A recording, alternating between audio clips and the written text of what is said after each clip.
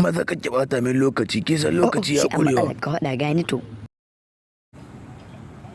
Shin addu'a ta haka yanzu ana idi ko salati?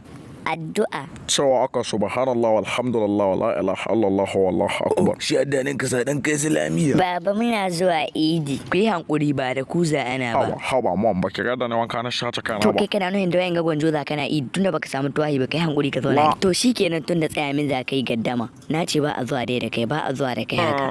Baba don Allah ruba. Ka zama waladin salihan baka ga kaunar ka buga ta can bata ce komai ba. Wallahi wa garaba haga ne ta jahannama ba to haƙina tare ta mugun mana haka Allah ta don Allah baba ruba min na bukin na FX.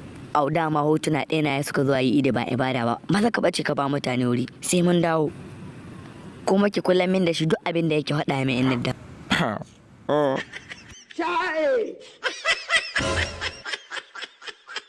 Oh my God.